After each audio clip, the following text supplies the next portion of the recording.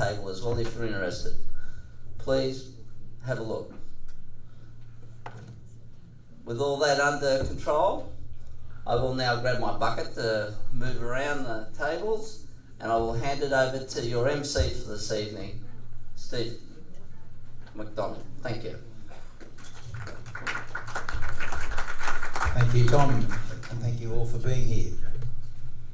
Tonight's going to be, I think, an interesting event, and probably a bit of a novelty for us as Redlands 2030. We have had certainly candidates to elected office before, but tonight we have a candidate for the seat of Bowman, which is, I guess, the normal topic of conversation in the Redlands. But we also have 3 candidates standing for the Senate, which in many ways is at least as important as the House of Representatives, and maybe even more important. Oh, close enough? 4 candidates here. 4 candidates for the Senate. Is there a candidate? Stick up your hand. Sorry, we do have 3 speakers, 4 candidates. My apologies, yes. Tonight we will be moving fairly quickly, and we will have to limit our speakers to no more than 25 minutes. Our speakers tonight is Shane Clark, the candidate for the United Australia Party. And Shane will be talking in a few minutes.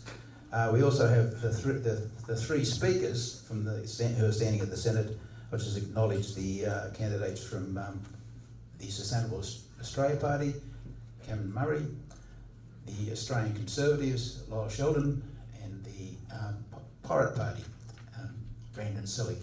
And I must say, I'll let him explain the Pirate Party, as the name is actually has a lot of history, and I think it's a very interesting story. Also acknowledge the other candidate. Oh, sorry. No, sorry, Emerald, I was coming to you. No, Joanna, sorry. My apologies, Joanna. I haven't had a chance to meet you. And I will acknowledge Emerald Moon, who's the Greens candidate, who addressed the meeting 2 months ago. So they're welcome again, Emerald. Right, we will have to keep moving, but I'll introduce people more closely and in more detail as we get to them. But I would like to acknowledge the traditional custodians of the land on which we meet today and pay my respects to the elders past and present. I extend my respect to Aboriginal and Torres Strait Islander people who may be present here today. Now we are going to be filming the presentations with my colleague over here, Doug Cox, and those presentations we will clear with the people who speak.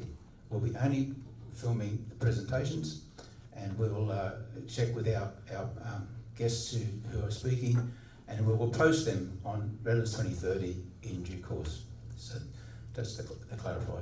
I understand Shane has done a deal, if I can, with our colleague from our political agitator, and that will be filmed separately for use and present distribution through whatever sources our colleague will be using. A deal is perhaps not the correct terminology. My apologies then. I will give Damien a chance to promote an event he's organised on Sunday at the conclusion of the meeting. I would also put on the cards we have had the Greens candidate, Emerald. We've had Mr. Baster, the candidate for the ALP. We did invite the LNP candidate, Andrew Lemming, and we gave him a choice of dates. He was unable to fit his time in to come to this meeting. So for people who think otherwise, it was not a choice we made, it was a choice of Mr. Lemming. So our first speaker this evening will be Cameron Murray. Cameron's a candidate for the Sustainable Australia Party, and Cameron, as you would have heard, is the author of a book called Game of Mates. I did hear Cameron also speak recently about the benefits or disbenefits of immigration, and I'm sure he might touch on that this evening. But we'll start with Cameron Murray, and please make him welcome.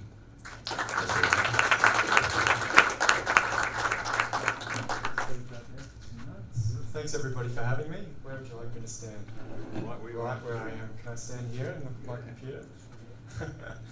Thanks again for having me, everyone. I've spoken here a couple of times before, so I really appreciate your attention. Those who don't know me, I'm an economist. My specialist areas are corruption and property development. two areas that go hand in hand quite well in Queensland. And the reason I got into that at all is I used to work for property developers in Queensland, and then I worked in the government in various places, and I saw firsthand the way things were operating, and it wasn't fair, it wasn't productive. In fact, I was so frustrated by the dysfunction I saw, I decided I'd get out of economics and become a medical doctor, because at least there I could do something useful. So I got accepted into medical school, sat the entrance test, but then one night at an economic society social event, I was having a few drinks with Professor Paul Frieders, who I ultimately wrote the book with, and he said, "Do you know what, actually, if you come and study a PhD at UQ with me, we can crack open this corruption and this nonsense you've been seeing." And that's what I did. I embarked on a PhD, and over 4 years I mapped the networks of political favouritism in Queensland, particularly in property development. And I showed, for example, with a sample of 12,000 landowners and a social network of over 250,000 connections of former co-workers, people who studied together, people who hired professional lobbyists, people who worked in the same company, that in this case study, those well-connected landowners gained over $400 million from their advantageous political networks just in that sample.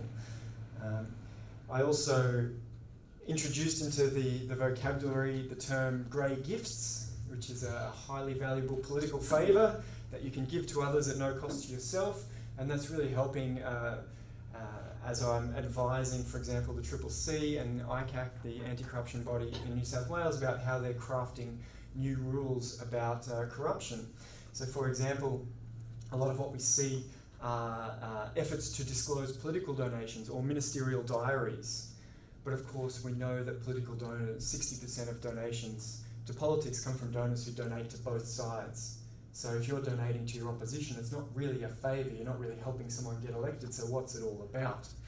Of course, it's always the same donors every year anyway, so knowing that they donated on the 5th of March instead of the 10th of June is not really much help to anyone. I can tell you who's going to donate next year right now if you like. So we get a bit distracted. So this idea of the book has really helped us. And one of the other interesting puzzles is, for example, we're trying to crack corruption by disclosing ministerial diaries, which lobbyists met with the minister when. And I've told the anti-corruption bodies, do you really want to give these lobbyists the opportunity to put that on their CV? How many meetings they got with the minister? Because I'm telling you, that's what's going to happen. And they're going to charge more, and they're going to prove to their clients how effective they are at swaying the hand of government and getting favours for their clients. So much of what I wrote about in the book that came out 2 years ago has come true.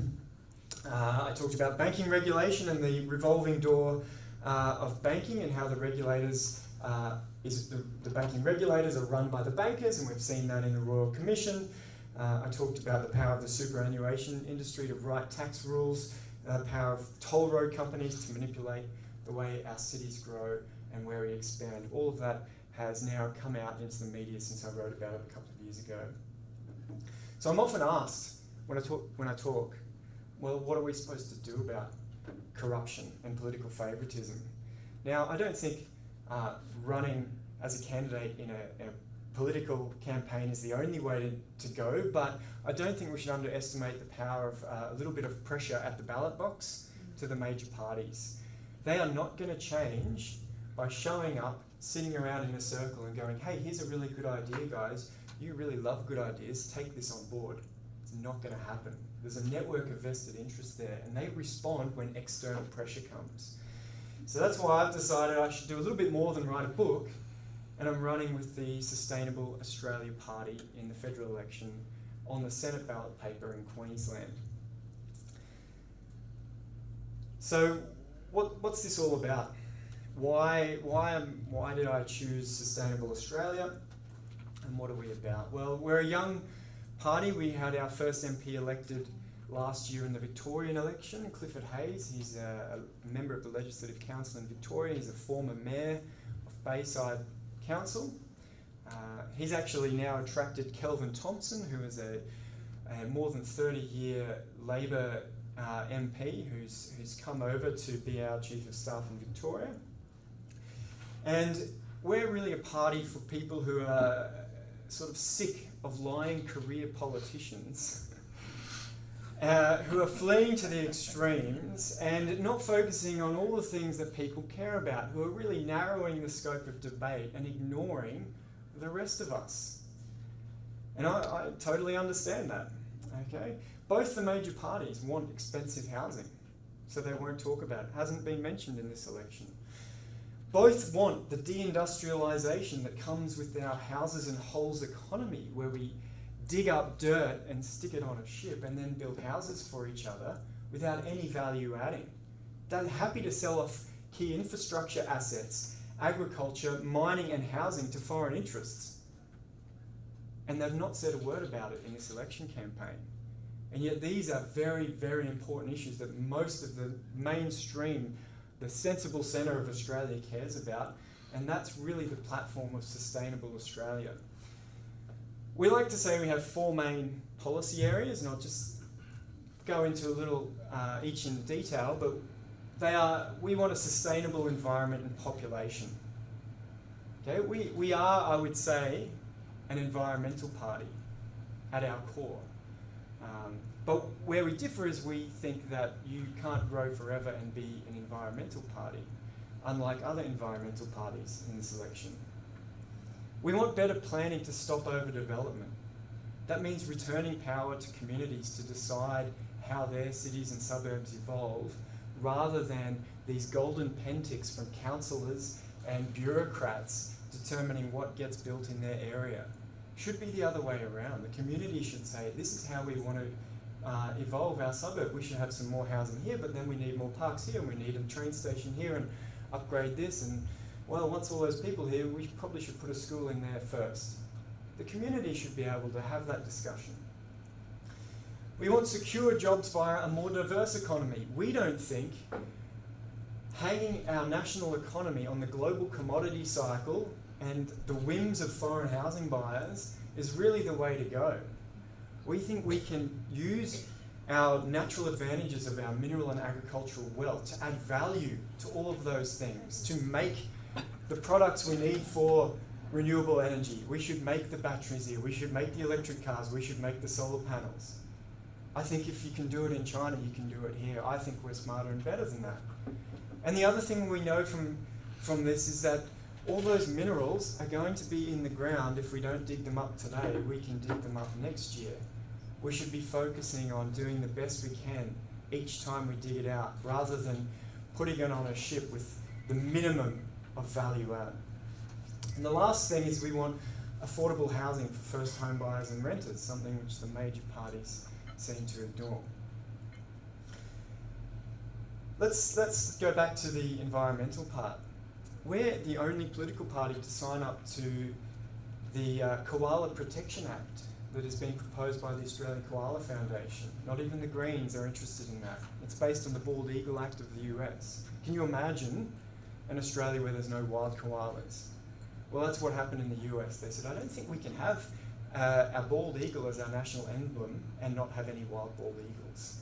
We should have a powerful act to protect the habitats, and that's what we want to do for koalas, and that's going to help preserve a lot of habitats in our suburbs. We also think a sustainable environment needs a sustainable population. As I said, over 70% of Australians think the same way.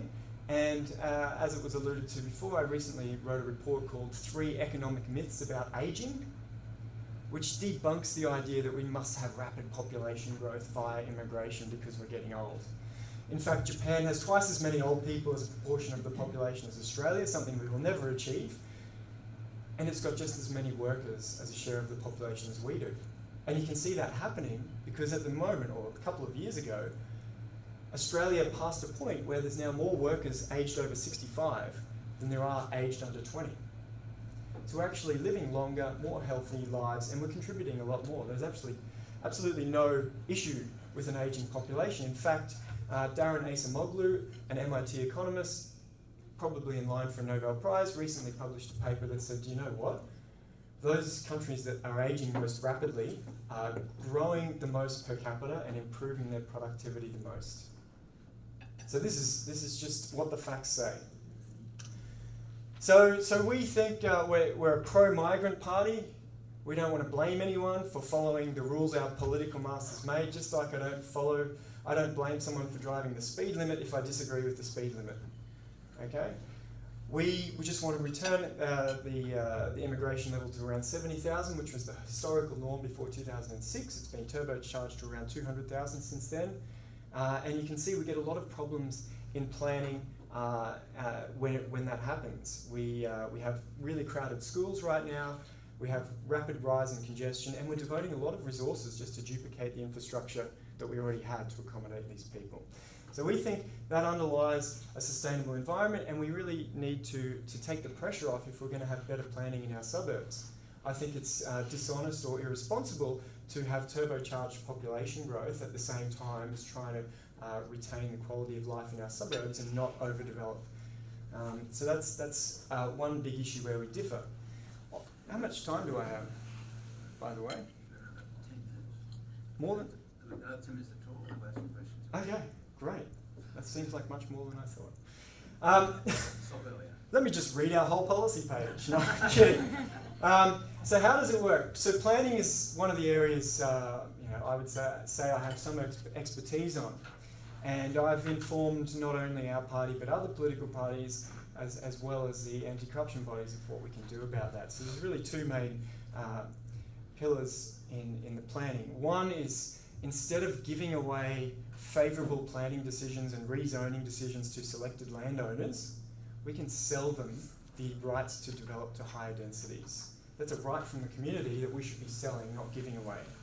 It's quite interesting that if you were a council and you had a plot of land where you could build 5-storey apartment building and you gave it to your mate, you'd be in trouble. But if you changed the rules so that someone could build a 5-storey apartment building where they could previously build a house, that's just about the same thing, but we give it away for free. So I've calculated in the book that if we did that, and in the ACT, such a system exists, it's been existing since the 1970s, we'd raise $11 billion nationally every single year. $11 billion is over $1,000 per household, per year, every year. Can you just repeat that comment, please? Just the sentence, can you be able to repeat that? The policy, or how much? You said that policy, just as you just said, please. So if you sell a piece of land, Sell a piece of land.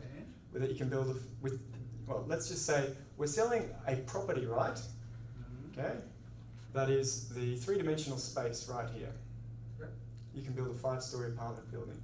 But we can do the same thing by taking a piece of land next door where you can build a 1-storey house and change the rules to say, well, actually, that piece there, you can now build it on your land. That's a new property right that you didn't have before that I can sell to you. Okay? So you should read the book if you haven't. It's definitely better explained than that.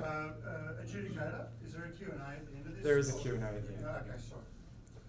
So that's one of the avenues for better planning. And when we take away the power of councils and state governments to give this golden pen tip, give away these freebies to the landowners they like, and draw certain lines on a map, we're really going to tackle a lot of the corruption that's been going on in councils as well. Because the reason there has been so much corruption in councils is because they have this golden pen tip. They're going around, I'll draw a line around your piece of land, here's $10 million. I'll draw a line around your piece of land, here's $20 million. If they said, oh, I can draw the line around your land, but then you're going to have to pay it, we're going to have someone assess the value of it, you might not ask for it in the first place. We can see in Canberra that the development lobby is muted, not very powerful at all. The other part about planning is this giving power back to the community, and we're proposing citizen juries to routinely sit down with a map, with expert advice, and decide how do I want my suburb to evolve, or my region. What should go where, and what do we need when it happens? So we want to build infrastructure first, not when we're desperate for it and our school has demountables all over their oval.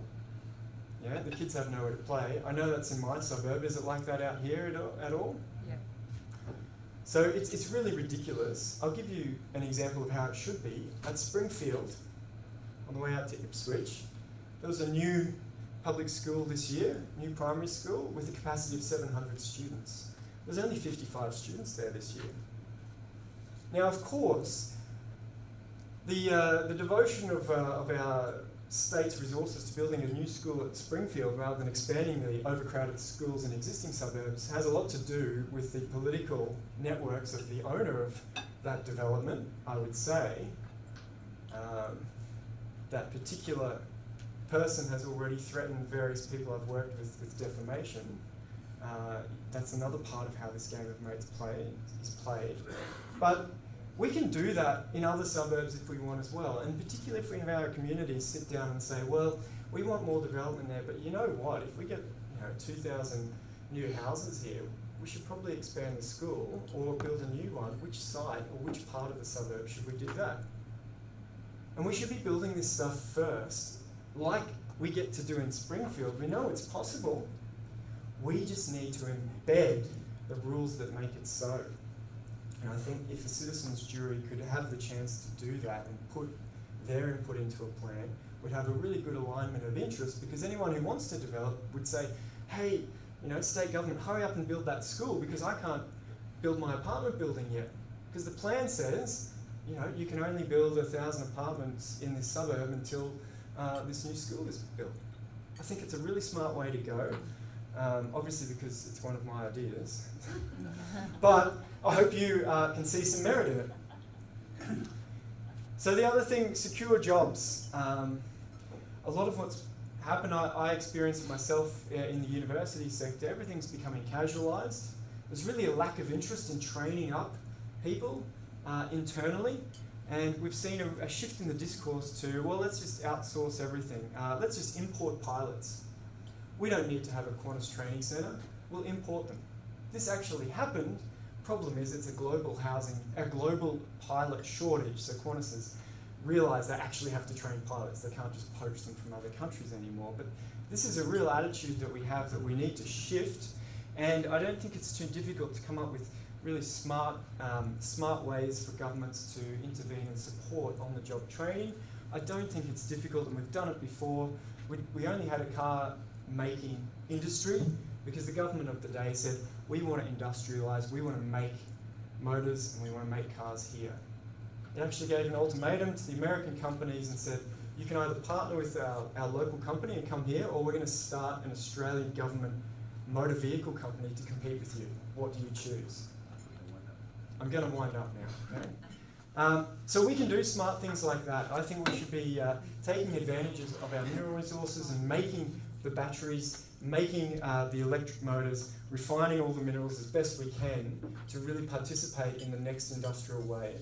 And I think we can do it without giving away freebies to private companies, but by smartly partnering with them. There are a lot of lessons about, for example, public-private partnerships in toll roads and schools that I've written about in my book. And I know the pitfalls to avoid to get value for money from public investment there.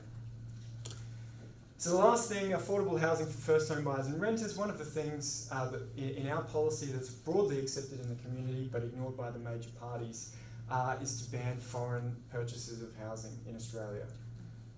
Okay? We don't think Australian kids should have to compete with corrupt Chinese bureaucrats to buy Australian houses. Okay? I think that seems reasonable. I also think, there's no reason for us to be selling off our really key strategic ports, which we've done, electricity, gas pipelines.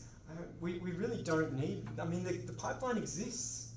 We've built these things. We don't have to sell it to foreigners. We already have it, okay? It's not rocket science. And in a lot of countries, this is the total normal how things work position. It's broadly accepted. It's both an issue from promoting a diverse economy and having those local skills and that local ownership and recycling that profit. And it's a security issue as well. And so I think it's a common sense policy from the centre that we would be pushing for and I'd be pushing for. So thank you very much for your time, and we'll have questions at the end, I think. Questions now? We'll do 2 or 3 questions now. So okay. do you want to Want a clarification? Tom, with that microphone? Yeah, look, Tom. Hang, wait a minute. no, I think you can all hear me. Yeah, we can.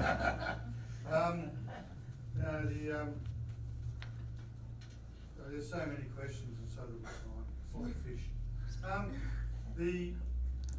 You want to limit immigration to 70K. Yep. All right. I guess